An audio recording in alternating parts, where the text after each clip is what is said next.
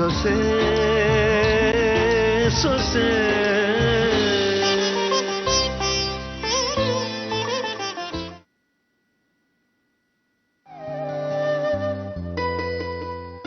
ಕೂತ್ರೆ ನಿಂತ್ರೆ ಅವಳದೇ ಯೋಚನೆ. ಚಿಕ್ಕ ವಯಸ್ಸಿನ ಹುಡುಗಿ, ಅವಳನ್ನ ಕಳ್ಕೊಳ್ಳೋಕೆ ಮನ್ಸು ಹೋಗ್ತಾ ಇಲ್ಲ. ಹೇಗಾದ್ರೂ ಮಾಡಿ ಅವಳನ್ನ ಉಳಿಸ್ಕೊಟ್ಬಿಡು ದೇವ್ರೆ ಅಂತ ಬೇಡ್ಕೋತಾ ಇದ್ದೀನಿ. ಎಲ್ಲ ಒಳ್ಳೇದೇ ಆಗುತ್ತೆ ಅತ್ತೆ, ಖಂಡಿತ ಒಳ್ಳೇದಾಗುತ್ತೆ.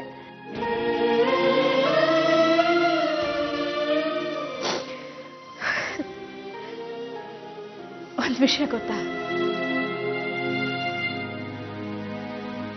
ನಿಮ್ಮ ಮಾವಂಗೆ ಈ ಹರಕೆ ಗಂಟು ಇದ್ರಲ್ಲೆಲ್ಲ ಒಂಚೂರು ನಂಬಿಕೆ ಇಲ್ಲ.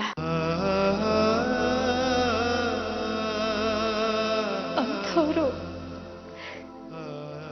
ಹೊಸದನ್ಗೆ ಒಳ್ಳೇದಾಗ್ಲಿ ಅನ್ನೋ ಉದ್ದೇಶದಿಂದ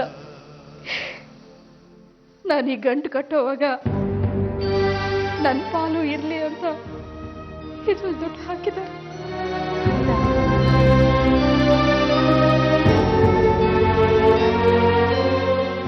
ವಸುಧನ ಬೇಗ ಹುಷಾರ್ ಮಾಡಪ್ಪ ದೇವ್ರೆ ಅಂತ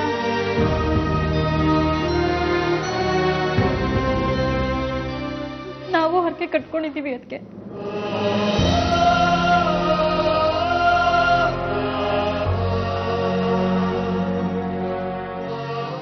ಅಮ್ಮ ಒಂದು ನಿಮಿಷ.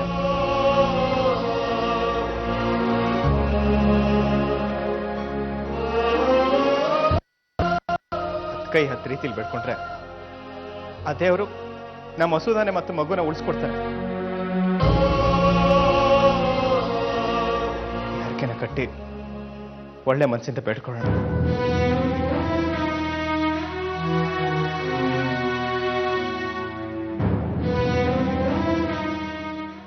ಹೌದು ಅನ್ಪೂರ್ಣ, ಕಟ್ಬಿಡು.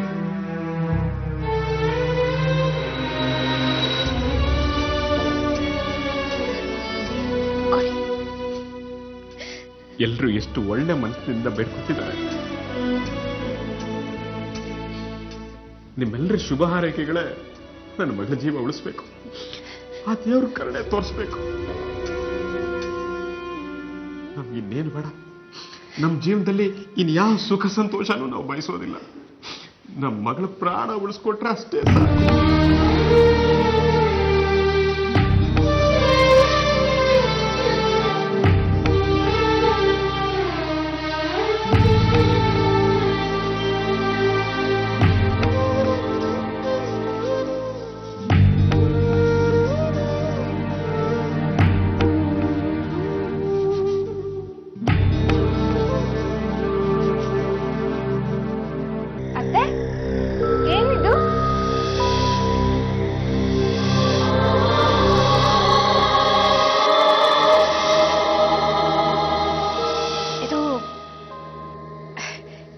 ಇದು ಹರಕೆ ಗಂಟಮ್ಮ.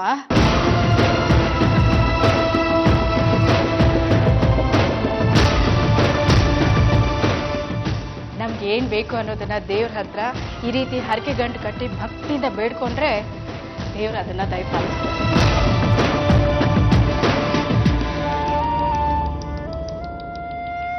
ಹೌದಾ? ಎಷ್ಟು ಒಳ್ಳೆ ಕೆಲಸ ಮಾಡ್ತಿದ್ದೀರಾ ನೀವು. ಆದ್ರೂ ನೀವೆಲ್ಲ ಸ್ವಾರ್ಥಿಗಳು.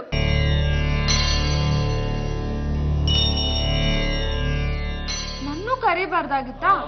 ನಾನು ಹರಕೆ ಗಂಟು ಕಟ್ತಾ ಇದ್ದೆ. ಒಂದು ಕೋರಿಕೆಗಳಿರಲ್ವಾ?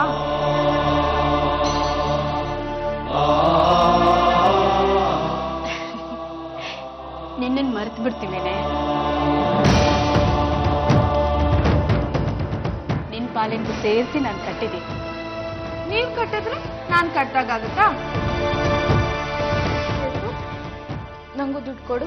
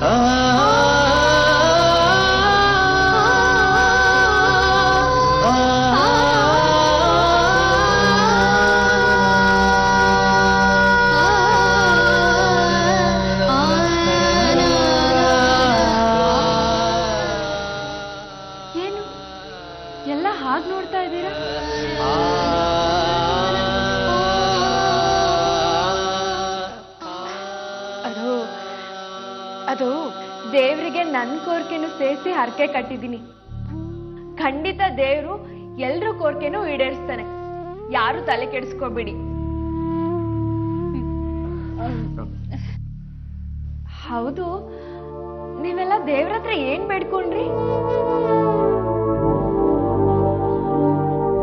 ಅದು ಅದು ಎಲ್ರಿಗೂ ಒಳ್ಳೇದ್ ಮಾಡಪ್ಪ. ಈ ಮನೆಯಲ್ಲಿ ಸದಾ ಕಾಲ ಸಂತೋಷ ನೆಮ್ಮದಿ ನೆಲೆಸ್ಲಿ.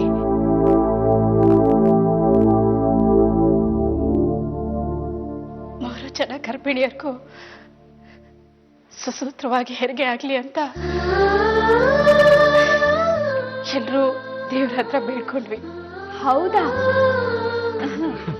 ಈಡೇರಿಸ್ತಾನೆ ಬಿಡಿ. ನಾನು ದೇವ್ರ ಹತ್ರ ಡಬಲ್ ಅಪ್ಲಿಕೇಶನ್ ಹಾಕಿದ್ದೀನಿ. ನಾನು ಇದನ್ನೇ ಬೇಡ್ಕೊಂಡಿದ್ದು.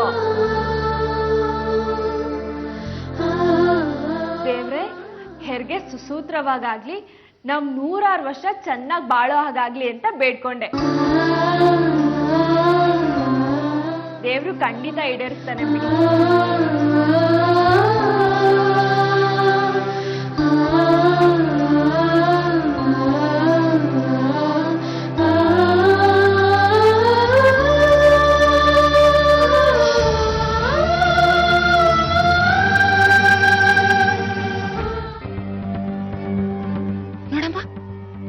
ತಲೆ ಕೆಡಿಸ್ಕೋಬೇಡ, ಎಲ್ಲ ಏರ್ಪಾಟಾಗಿದೆ.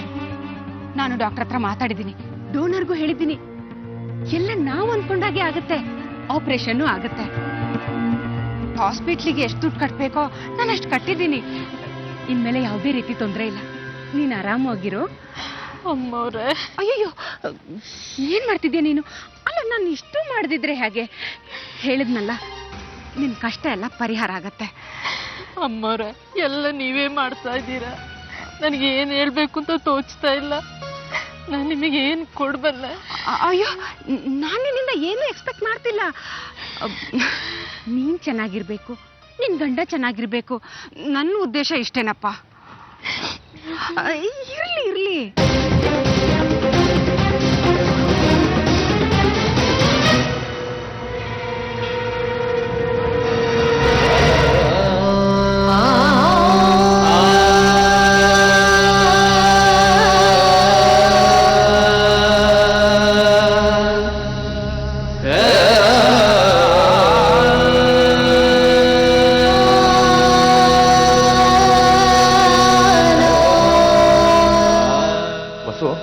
ಆಚೆ ಹೋಗ್ಬಿಟ್ಟು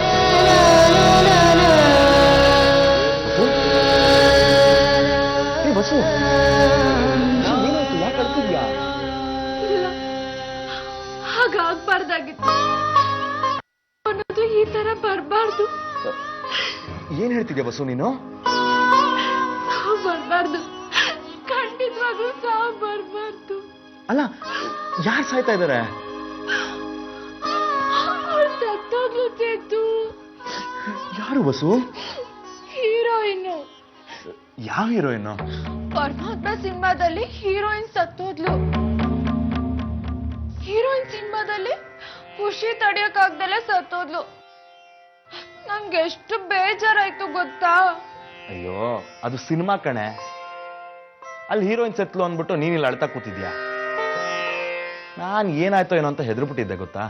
ಸಿನಿಮಾ ಆಗ್ಲಿ ನಿಜ ಜೀವನದಲ್ಲಾಗ್ಲಿ ಖುಷಿಗೂ ಯಾರಾದ್ರೂ ಸತ್ತು ಹೋಗ್ತಾರಾ? ಸಾವು ಅನ್ನೋದು ಸಂತೋಷಕ್ಕೂ ಬರುತ್ತಾ ಚೇತು? ಸಾವು ಅನ್ನೋದು ಯಾರಿಗ್ ಬೇಕಾದ್ರೂ ಬರ್ಬೋದು, ಹೇಗ್ ಬೇಕಾದ್ರೂ ಬರ್ಬೋದು. ಸಾವು ಅನ್ನೋ ಕಳ್ಬೇಕು ಯಾರ ಮೇಲೆ ಬೇಕಾದ್ರೂ ನೆಗೆಯುತ್ತೆ, ಯಾರನ್ನಾದ್ರೂ ಕರ್ಕೊಂಡು ಹೋಗುತ್ತೆ. ಅದಕ್ಕೆ ದಯೆ ಕರುಣೆ ಅನ್ನೋದೇ ಇಲ್ಲ. ಇಲ್ಲ ಚೇತು, ಆ ಹೀರೋಯಿನ್ ಸತ್ತೋಗ್ಬಾರ್ದಾಗಿತ್ತು. ಅದು ಅವಳನ್ನ ಅಷ್ಟೊಂದು ಪ್ರೀತಿಸೋ ಗಂಡ ಮಗುನ ಬಿಟ್ಟು. ವಸು, ಅವಳು ಹೇಗ್ ಸಾಯ್ತಾಳೆ? ಅದು ಅವಳ ಗಂಡ ಮಗುನ ಬಿಟ್ಟು ಸಾಧ್ಯನೇ ಇಲ್ಲ ಅಲ್ವಾ? ನಾನಂತೂ ಯಾವ್ದೇ ಕಾರಣಕ್ಕೂ ನನ್ ಗಂಡ ಮಗುನ ಬಿಟ್ಟು ಎಲ್ಲೂ ಹೋಗಲ್ಲ. ಈಗ ನೀನ್ ಬಿಟ್ಟು ಹೋಗ್ತೀಯ ಅಂತ ಹೇಳಿದ್ಯಾರು? ಯಾರು ಹೇಳಲಿಲ್ಲ, ಆದ್ರೆ ಆ ಭಾವನೆನೇ ಭಯ ಹುಟ್ಟಿಸ್ತಾ ಇದೆ. ದೇವ್ರ ಕ್ರೂರಿ ಅಲ್ಲ ಅಲ್ವಾ? ಇಂಥ ಒಳ್ಳೆ ಗಂಡನ್ನ, ನನ್ ಕಂದಮ್ಮನ ಯಾವ್ದೇ ಕಾರಣಕ್ಕೂ ಬೇರೆ ಮಾಡಲ್ಲ ಅಲ್ವಾ?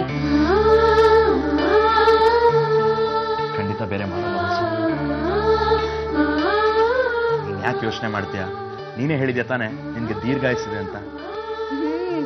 ಅದು ಅಲ್ದಲೆ ಚಂದ್ರಲೋಕಕ್ಕೆ ಟ್ರಿಪ್ ಮಾಡೋ ಪ್ಲಾನ್ ಬೇರೆ ಮಾಡಿದೀನಿ. ಅದು ನಿನ್ ಜೊತೆ ನನ್ ಮಗನ್ ಜೊತೆ.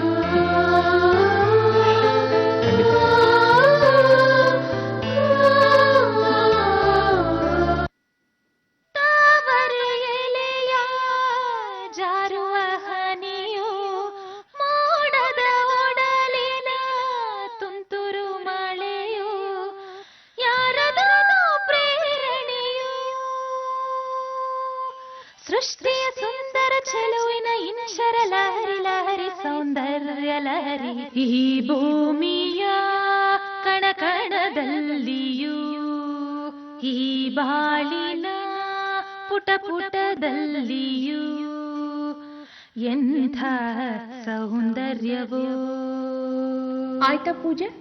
ಬೇಡ್ಕೊಂಡ್ಯ ದೇವ್ರ ಹತ್ರ? ಬೇಡ್ಕೊಂಡೆ, ದುಷ್ಟರಿಂದ ರಕ್ಷಿಸು ಅಂತ. ಅಷ್ಟ್ರಲ್ಲಿ ನೀನ್ ಬಂದೆ, ಪಾಪಿ ಚಿರಾಯು ಅಂತ. ನೋಡೋಣ ಆ ದೇವ್ರು ನನ್ ಕಡೆ ಇರ್ತಾನ ಅಥವಾ ನಿನ್ ಕಡೆ ಇರ್ತಾನ ಅಂತ. ದೇವ್ರು ಯಾವತ್ತಿದ್ರೂ ಒಳ್ಳೆಯವ್ರ ಪರವಾಗೇ ಇರೋದು, ನೀನಂತ ಕೆಟ್ಟವ್ರ ಪರವಾಗಲ್ಲ. ಸುಳ್ಳು. ಸರಿಯಾಗಿ ಗಮನಿಸ್ ನೋಡು, ಆ ದೇವ್ರಿರೋದು ನಮ್ಮಂಥವ್ರ ಕಡೆನೆ. ಹೇಗೆ ಅಂತೀಯ? ನೋಡು ಕೀರ್ತಿ, ನೀನು ಈ ಮನೆನ ಉಳಿಸ್ಕೋಬೇಕು, ಹಾಗ್ ಮಾಡ್ಬೇಕು, ಹೀಗ್ ಮಾಡ್ಬೇಕು ಅಂತ ಹೋರಾಡ್ತೀಯ. ನಮ್ ತಂದೆನ ನಿನ್ ಸುಪರ್ದಿನಲ್ಲಿ ಇಟ್ಕೊಂಡು ಬೆದರಿಸ್ತೀಯ, ನನ್ನನ್ನ ಹೆದರಿಸಿ ಬೆದರಿಸಿ ಇಡ್ತೀಯ, ಏನೇನೋ ಲೆಕ್ಕಾಚಾರ ಆಗ್ತಾ ಇರ್ತೀಯ. ಆದ್ರೆ ಆ ದೇವ್ರ ಲೆಕ್ಕಾಚಾರ ಬೇರೆನೇ ಇರುತ್ತೆ. ಆ ದೇವ್ರು ನಿನ್ ಮಾತೆಲ್ಲಿ ಕೇಳ್ತಾನೆ? ಖಂಡಿತ ಕೇಳ್ತಾನೆ. ಹಾಗೆ ಕೇಳೋ ಹಾಗಿದ್ದಿದ್ರೆ ಎಲ್ಲ ನಿನ್ ಪರವಾಗಿ ಆಗ್ಬೇಕಾಗಿತ್ತು, ನೀನ್ ಅನ್ಕೊಂಡಿದ್ದೆಲ್ಲ ನಡಿಬೇಕಾಗಿತ್ತು. ಆದ್ರೆ ಏನ್ ನಡೀತಿದೆ? ಇಡೀ ಮನೆ ಕಣ್ಣೀರಲ್ಲಿ ಕೈ ತೊಳಿತಾ ಇದೆ. ಹಾಗೆ ಅವರು ನಿನ್ ಮಾತು ಕೇಳೋ ಹಾಗಿದ್ದಿದ್ರೆ ವಸುದನ ಯಾಕೆ ಹೊತ್ಕೊಂಡು ಹೋಗೋ ಪರಿಸ್ಥಿತಿ ಬರ್ತಿತ್ತು? ವಸುದಾಗೆ ಏನೂ ಆಗಿಲ್ಲ, ಅವಳು ಚೆನ್ನಾಗಿ ಇರ್ತಾಳೆ. ಈ ಮನೆಯವ್ರಿಗೆಲ್ಲರ ಆಶೀರ್ವಾದ ಅವಳ ಮೇಲಿದೆ. ಅವಳಿಗೇನೂ ಆಗೋದಿಲ್ಲ. ಅವಳ ಹೆರಿಗೆ ಸುಸೂತ್ರವಾಗಿ ಆಗುತ್ತೆ. ತಾಯಿ ಮಗು ಇಬ್ರು ಆರೋಗ್ಯವಾಗಿರ್ತಾರೆ. ಅದ್ರ ಬಗ್ಗೆ ನೀನ್ ತಲೆ ಕೆಡಿಸ್ಕೊಳ್ಳೋ ಅಗತ್ಯ ಇಲ್ಲ. ನೋಡೋಣ ಅವಳು ಎಷ್ಟು ಒಳ್ಳೆಯವಳು, ಅವಳು ಒಳ್ಳೆತನ ಎಷ್ಟಿದೆ, ಅವಳು ಹೇಗ್ ಬದುಕ್ತಾಳೆ ಅಂತ. ಡಾಕ್ಟ್ರೇ ಕೈ ಚೆಲ್ಲಿ ಕೂತಿದ್ದಾರೆ, ಅಂಥದ್ರಲ್ಲಿ ಅವಳು ಬದುಕೋದಕ್ಕೆ ಹೇಗೆ ಸಾಧ್ಯ? ಅಂಜಲಿ ಬಿಡ್ತು ಅನ್ನು ನೋಡು, ಒಳ್ಳೆಯವ್ರಿಗೆ ಆಗಾಗ ಕಷ್ಟ ಅಂತ ಬರ್ತಾ ಇರುತ್ತೆ. ಆದ್ರೆ ಆ ಕಷ್ಟಕ್ಕೆ ಪರಿಹಾರ ಅನ್ನೋದಿರುತ್ತೆ. ಅದೇ ಕೆಟ್ಟವ್ರಿಗೆ ಕಷ್ಟ ಬಂದ್ರೆ ಅದಕ್ಕೆ ಯಾವ ಪರಿಹಾರನೂ ಇರೋದಿಲ್ಲ.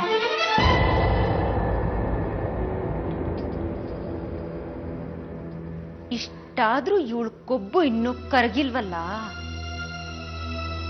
ಕರಗಿ ಆದಷ್ಟು ಬೇಗ ಕರಗತ್ತೆ.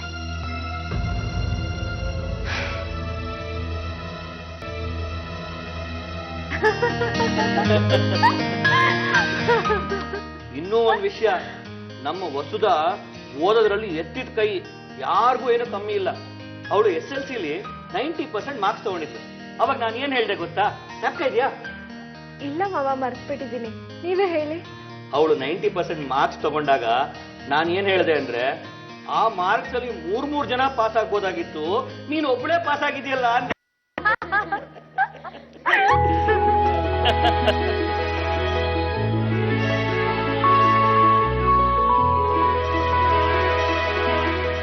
ಕತೆ ಬರೆಯೋ ಜೋಕು ಅದನ್ನ ಹೇಳಿ.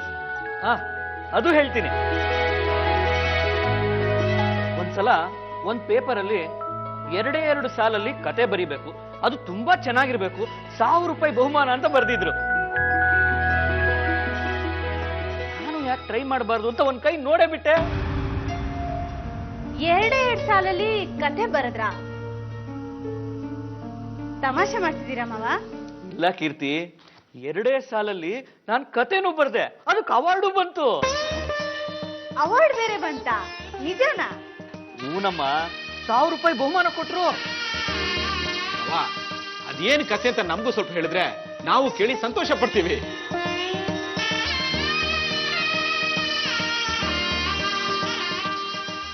ಹೇಳ್ತೀನಿ 2 ಸಾಲಲ್ಲಿ ಕತೆ ಬರೀರಿ ಅಂತ ಹೇಳಿದ್ರ.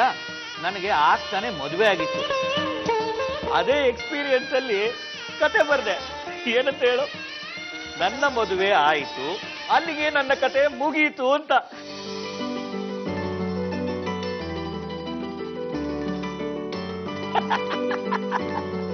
ಬಾವಾ, ಇನ್ನೂ ಒಂದು ಕಾಮಿಡಿ ಇದೆ. ನಿಮ್ ತಂಗಿ ವೈ ಇದ್ದಾಳಲ್ಲ, ಮದ್ವೆ ಆದ ಹೊಸದ್ರಲ್ಲಿ ನನ್ನನ್ನ ಪಿಕ್ಚರ್ ಕರ್ಕೊಂಡು ಹೋಗಿ ಅಂತ ದುಬ್ಬಾಲ್ ಬಿದ್ದು. ನನಗೆ ಹೋಗಕ್ಕೆ ಇಂಟ್ರೆಸ್ಟ್ ಇರ್ಲಿಲ್ಲ, ಆದ್ರೂ ಅವಳು ಬಲವಂತಕ್ಕೆ ಕರ್ಕೊಂಡು ಹೋದೆ. ನಾನೇನ್ ಮಾಡ್ಲಿ? ನನಗ್ ಒಂದ್ ಕಡೆ ಸುಮಾರು ಹೊತ್ತು ಕೂತ್ರೆ ಕಾಲು ಉಟ್ಕೊಳತ್ತೆ. 3 ಗಂಟೆಗಳ ಕಾಲ ಸಿನಿಮಾ ನೋಡಿದ್ದು, ಆಮೇಲೆ ಹೊರಗ್ ಬಂದಿದ್ದು. ನನ್ ಕಾಲ್ ಎತ್ತಿಡೋಕ್ ಆಗ್ತಾ ಇಲ್ಲ. ಅಷ್ಟೇ ಅಲ್ಲ, ಹೊರಗೆ ಕುಣ್ಕೊಂಡ್ ಬರುವಾಗ ಇವ್ರ ಫ್ರೆಂಡ್ ಬೇರೆ ಸಿಕ್ಬಿಟ್ರು. ಆಮೇಲೆ ಬೇಡ ನಮ್ ಪಜಿತಿ. ಸಿಕ್ದವನೇನ್ ಸುಮ್ನಿರ್ಲಿಲ್ಲ ಬಾವಾ, ಒಂದ್ ಕ್ವಶನ್ ಕೇಳೇ ಬಿಟ್ಟ. ಅಲ್ಲಯ್ಯ, ಹೆಂಡತಿ ಕಾಲು ಊದ್ಕೊಳುತ್ತೆ ಅಂತ ಗೊತ್ತಿದ್ದು ಯಾಕಯ್ಯ ಸಿನಿಮಾ ಕರ್ಕೊಂಡ್ ಬಂದೆ ಅಂತ. ಅದಕ್ಕೆ ನಾನು ಪಟಾರ್ ಅಂತ ಒಂದು ಉತ್ತರ ಕೊಟ್ಟೆ. ಏನು ಅಂತ ಗೊತ್ತಾ? ಅಯ್ಯ, ಅವಳನ್ನ ಸಿನಿಮಾ ಕರ್ಕೊಂಡ್ ಬಂದ್ರೆ ಕಾಲು ಊದ್ಕೊಳುತ್ತೆ, ಕರ್ಕೊಂಡ್ ಬರ್ದೆ ಇದ್ದಿದ್ರೆ ಮುಖ ಊದ್ಕೊಳ್ತಿತ್ತು ಒಂದೇ. ಅವ್ನ್ ಜೋರಾಗಿ ನಗೋಕ್ ಶುರು ಮಾಡ್ಬಿಟ್ಟ. ಅಬ್ಬಬ್ಬ, ಇವತ್ತದು ಸಿಕ್ಕಾಪಟ್ಟೆ ನಕ್ಕಿದ್ದೀನಿ, ಬಿದ್ದು ನಕ್ಕಿದ್ದೀನಿ.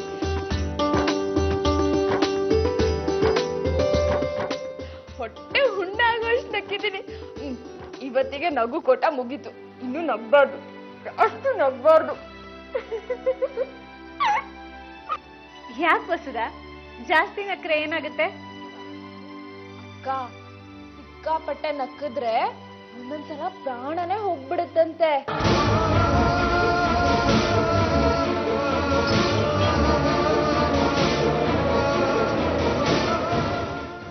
ಅಯ್ಯೋ, ನಾನ್ ತಮಾಷೆ ಮಾಡ್ದೆ, ಅದಕ್ಕೆ ಯಾಕೆ ಎಲ್ರು ಇಷ್ಟೊಂದು ಸೀರಿಯಸ್ ಆಗ್ಬಿಟ್ರಿ?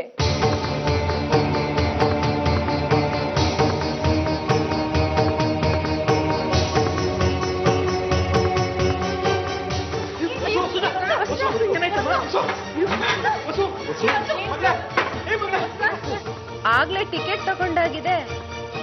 ಸೂಪರ್. ಅಲ್ಲಿಗೆ 1 ವಿಕೆಟ್.